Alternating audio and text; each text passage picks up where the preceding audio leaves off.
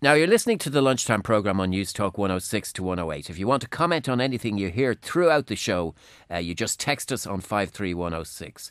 As you know, the French leader Nicolas Sarkozy and the German Chancellor Angela Merkel are meeting today for what is being billed as a make-or-break summit meeting regarding the future of the euro. We're now joined by Cormac Lucy. He's an expert on European economic issues. The reason we've asked him to come on is to talk about the attitudes in Germany to what's going on inside the Eurozone, to the bailouts and so forth. He has lived in the past for 7 years in Germany, served at a very senior level with Rabobank in Germany, and he's acted as special advisor to the Irish government during the Fianna Fáil PD coalition governments. Cormac Lucy, good afternoon to you. Hi, Damien. Now, what I want to ask you first is about German attitudes. There's an opinion poll in Germany published today or last night by YouGov, and it says that 44% actually of Germans want the Germans to leave the Eurozone, and more than 50% want to kick the Greeks out. It seems that there is a big public hostility that may be pulling Merkel back from making concessions on the likes of Eurobonds. There's a huge public hostility, and right from the beginning, even at the inception of the Euro project, there were huge misgivings. So immediately after the Euro was set up, it was at German insistence that the Growth and Stability Pact was introduced, which was supposed to limit the capacity of governments to spend beyond their means, and which was supposed to limit the amount of debt that governments could take on. But neither of those things held, and as a result, we're now in the crisis that we're in, where quite a large number of countries within the Eurozone have smashed those limits to smithereens and are now faced with unfinanceable debt mountains. And I suppose the German public feels that they were sold a bill of goods, that they were promised when the euro was introduced in the first instance that it would be sort of a Deutschmark Mark II, if you can enjoy the pun, and that the high standards and rigorous standards of the Deutschmark would be repeated within the Eurozone. And now they're finding that, in fact, that is not the case at all, that weak members were allowed in, such as Greece, that they flagrantly broke the rules. And now, as the Germans see it, the hard-working, good old Fritz is supposed to reach into his pockets and bail out these indigent Greeks and, indeed, indigent paddies. And they're kicking back against this. They won't have it, and they say no more bailouts. Now, Merkel's own government is politically fractured, isn't it? There's various component parts. It's not a single entity, really. No, there are three parties in the coalition. There's Merkel's own Christian Democratic Union, the CDU. They've got a separate outfit in Bavaria, the Christian Social Union, the CSU, and then she's in alliance with the Liberals, the FDP. And I suppose the FDP would be the most Eurosceptic end of the government, and quite a number of their parliamentarians have signalled deep resistance to signing up to the recent rescue measures agreed. Irish people will find that difficult to understand, but what you're saying is the German Liberals who prop up Merkel's government are the most hawkish, and then the Bavarian Christian Social Union, I think it's called, or thereabouts, the CSU, they're saying it's a non-runner, this Eurobonds. That's right, and the irony is that this opposition from within her own ranks may not in the end matter that much, because Merkel's main opposition, the Social Democrats, have signalled that they will go along with the rescue package that was hammered out in Brussels a fortnight ago. But it indicates the deep strains at the highest level of German policymaking, as does the resignation from the position as head of the Bundesbank of Axel Weber about 6 months ago. He resigned because he was so deeply unhappy at the direction being taken by the European Central Bank. And it's interesting that his successor, a chap by the name of Jens Weidemann, that he voted against the recent European Central Bank strategy of buying up Spanish and Italian government bonds. So the highest level of German policy making is deeply, deeply unhappy at where we're going.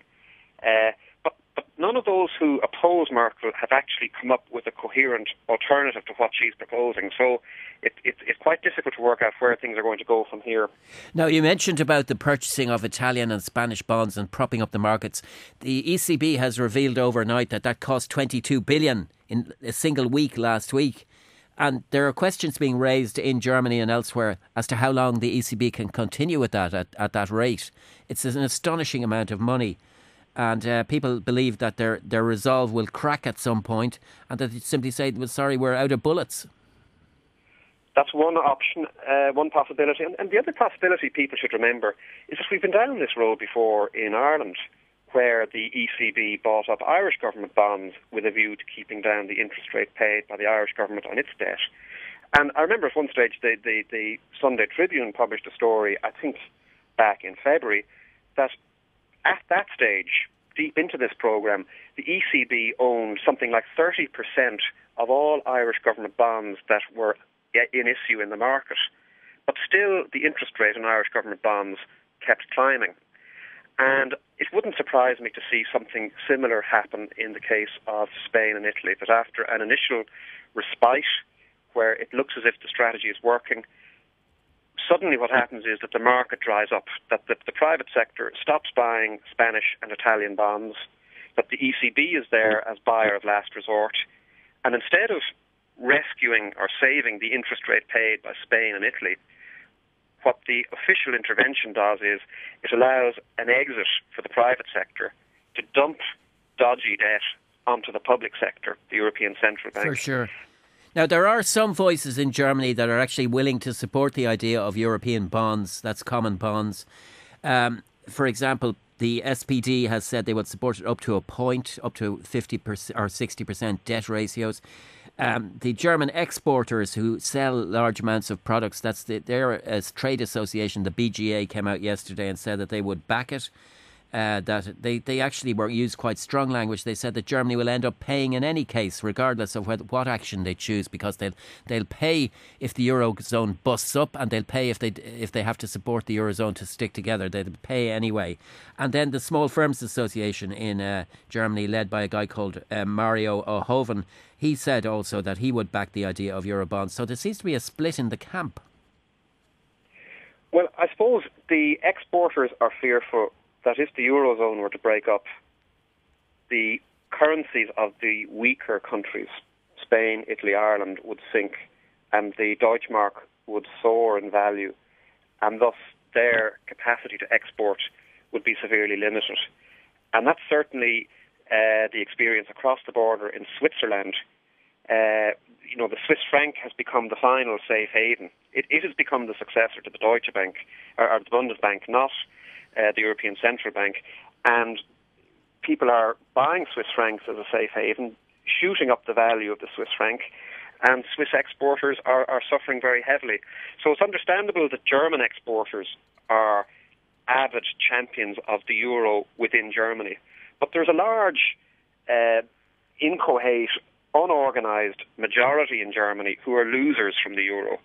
And if you've got, say, a German factory worker, he would actually be able to enjoy holidays abroad of a much higher standard if the Deutschmark were back. Similarly, Germans could buy more foreign goods if the Deutschmark went up in value.